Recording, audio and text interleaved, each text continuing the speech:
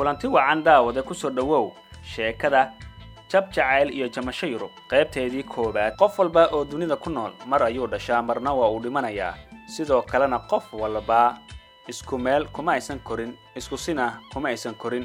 qof walba waxa uu ku koray nolol u gaar ah. qof ayaa faqiir ah, qofna waa taajir, balse dadka Soomaaliyeed sida ay u badan yihiin waxa ay leeyihiin dhaqan iyo dabeecado u gaar ah. Cali waxa uu ahaa wiil da'yar kana dhashay reer faqiir ah, balse isaga kama aysan muuqan faqiirnimada iyo waliba wax la'aanta reerkooda. sababta oo ah Cali aabihiis ayaa aad u jeclaa oo waxa uu ahaa curadkiisa, sidaas awgeed wax walba oo aabihiis uu ka dalbado waa uu heli jiray, mararka qaar isaga oo aan awoodin xitaa. sidaas awgeed wax walba oo aabihiis uu ka dalbado waa uu heli jiray, mararka qaar isaga oo aan awoodin xitaa. waxa uu ugu soo qaadi jiray deen oo uu ka fakaraya in aysan ka muuqan faqiirnimada iyo danyarada reerkooda haysata, isagana uusan u niyad jabin. Cali waxa uu ku dhashay magaalada Xarardheere ee gobolka Mudug. waxa uu dhigan jiray iskuul ku yaala magaalada, waa fasalka labaad ee dugsiga sare form 2. waxa iskoolka soo gashay gabar la yiraahdo Zamzam.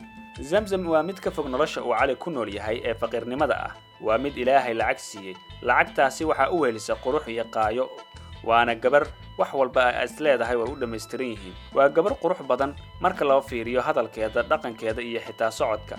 Cali maalintii ugu horeysay ee uu arkayna waa uu ka helay Zamzam. inkastoo oo ay Zamzam ka warqabin xaaladda uu ku sugan yahay wiilkan, Cali ayaa ah isagu mid aad u xishood badan, waxaana uu ka baqayay in uu la hadlo Zamzam, balse waxa uu u qaaday jacayl xad dhaaf ah oo Cali wax kasta oo uu ahaa ka bedelay kana dhigay qof nooc kale ah. horaa loo yiri jacayl waxa uu ku beermaa aragtida koobaad ama tan labaad adigoo aan dareemin. Cali waxa uu jirkiisa ku qoraa magaceeda, waayo malahan awood uu ugu sheegtay jacaylkiisa. waxa uu ka daawadaa indhaha marka ay joogto fasalka. alla jacaylku dhib badana, ilaa jacaylku ma yaqaan faqiir iyo taajir, cadaan iyo madow, sheekh iyo shariife.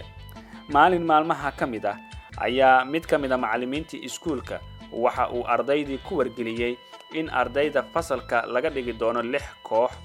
waxa kale oo uu sheegay ardayda in buugga casharka ciwaan loo qaybin doono, intaasi kadibna koox waliba ciwaan loo dhiibi doono. Cali maadaama uu ahaa ardayga fasalka ugu firfircoon, waxa uu hoggaanka looga dhigay koox kamid ah kooxihii fasalka loo qaybiyay. markii la qoray tuurayna waxa maalintii koobaad ku soo baxay kooxdii Cali. macallinkana waxa uu ku wargeliyay in maalinta bari ah Cali iyo kooxdiisa barnaamijka soo jeedin doonaan. isla markiiba Cali waxa uu bilaabay raadinta ciwaankii loo diray. isla maalinnimadii ayuu ciwaankii diyaariyay, intuu warqado ku soo diyaariyayna waxa uu mid ugu dhiibay dhammaan ardaydii ka mid ka ahayd kooxdiisa. waxaa la gaaray xiisadii Macallin Xuseen oo shalay lagu balansanaa in maanta kooxda Cali laga dhageysto soo jeedintooda. Cali waxa uu istaagay ardayda hortooda, wuxuuna u sheegay in maanta isaga iyo kooxdiisa ay diyaar u yihiin inay soo jeediyaan mowduuc aad u xiiso badan. isla markiina waxa uu sabuurada ku xariiqay mowduuca ciwaankiisa. ardaydii oo dhan oo ay Zamzami ay ku jirto ayaa hal mar sacab iyo sawaxan isku daray iyagoo u riyaaqsan mowduuca oo Cali sabuurada ku qoray. hordhac aad u cajiib ah ayuu ku soo galay, kadibna waxa uu bilaabay mowduucii. ardaydii oo dhan ayaa laga waayay wax hadla ama nuuxsada, iyagoo dhagta u taagaya, qof kastana leeyahay maxaa xigi doona. ayuu ardaygii ugu dambeeyay soo jeediyay gabagabadii mowduuca. markii uu mowduuca dhamaaday, Cali ayaa mar labaad ardayda soo hor istaagay, kadibna ardayda iyo macallinkaba uu mahad celiyay. kadibna waxa uu yiri, qof kasta oo doonaya in uu su'aalna weydiiyo waan soo dhaweynaynaa. waa ardayda wixii looga bartay iyo wixii laga sugayay. su'aalo ayaa darandoori looga dhigay oo sidii webi ooda soo goostay ama hirar isdaba joog ah looga dhigay.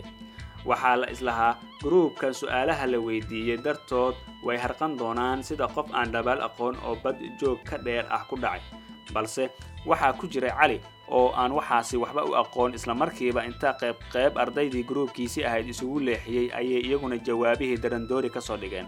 Zamzam oo la yaaban waxa meesha ka dhacaya, lana yaaban Cali iyo wacdarada uu meesha ka dhigay, ayaa mowduucii inta dib ugu laabatay ka soo dhex bixisay ilaa 5 su'aalood oo ay istiri kuwan Cali kama jawaabi karo. intay warqad ku qortay ayay Macallin Xuseen u dhiibtay si uu u weydiiyo kooxdan.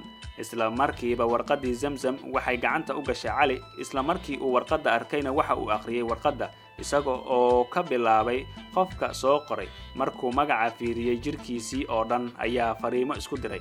naxdin balaayo oo meel ay ka timid ba aan la aqoonin iyo argagax xoog leh ayaa soo wajahay.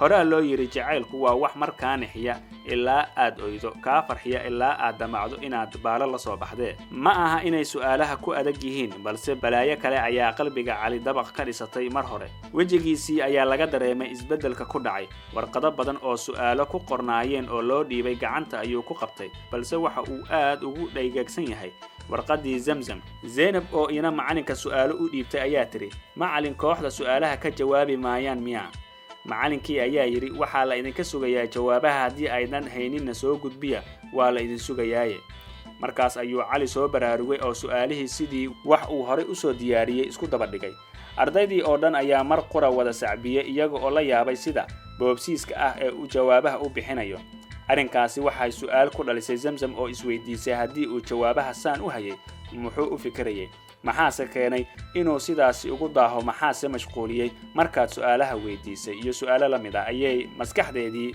iska dhex weydiisay markii mawduucii uu Cali kooxdiisii soo jeediyeen dhamaadeen ayuu macalinkii sheegay inuu ku xigo kooxda Zainab oo ay ka tirsan tahay Zamzam Zainab oo markii horeba kooxdeedii u sheegtay inaanay iyadu waxba soo diyaarin karin ayaa isla markiiba murugo iyo walbahaar muujisay iyadoo dhibsanaysa hawsha adag ee sugaysa Zamzam ma garanaysa qaabka wax loo soo diyaariyo oo xogaha oo dhameystiran internetkana looga raadsado balse waxay ku kalsoon tahay in hadii ay asxaabteeda kaashato ay soo diyaarin karto Zamzam waxa ay guudka u ridatay soo diyaarinta mawduuca groupkeeda waxayna u sheegtay saaxiibadeed Zainab markay ogaatay in Zamzam ay soo diyaarin kartaba waxay macalinka ka codsatay in ay xilka ku wareejiso Zamzam macalinkii waa ka ogolaaday sidaas waxa hogaaminta kooxda kula wareegtay Zamzam markay asxaabteedii arrinkan u bandhigtay waxa ay weysay si qof tifaftiran ugu diyaariya kadib mawduucii ayay lacag badan ku bixisay si loogu diyaariyo maalintaasi way soo jeediyeen mawduucoodii balse ma qurux badneen su'aalna kama aanay jawaabin waxay go'aansatay inay Cali ka barato sida wax loo diyaariyo saaxiib dhowna ay ka dhigato balse malaha geesinimo ay arrinka Cali ugu gudbiso oo ay ka xishoonaysaa laba kala bariday ilaan kala war la'e Cali waxa uu markasta ku hamiyaa sidii uu mar un jacaylkiisa Zamzam u ogeysiin lahaa Zamzamna waxay jeclaysataa ficiladiisa waxayna ku haminaysaa sidii ay mar un ula saaxiibi lahayd oo ay uga faa'iideysan lahayd aqoonta uu kuwa kala dheer yahay maalmaha kamida Zamzam oo madbacada u socota ayaa waxa si kadisa uga soo horbaxay Cali oo isna ka yimid madbacada Cali markaasi waxa uu gacanta ku watay warqado uu soo daabacay kadibna waxay go'aansatay in ay maanta la hadasho oo ay ka codsato in mawduuca diyaarintiisa uu ka gacan siiyo waxaana dhex maray sheekadan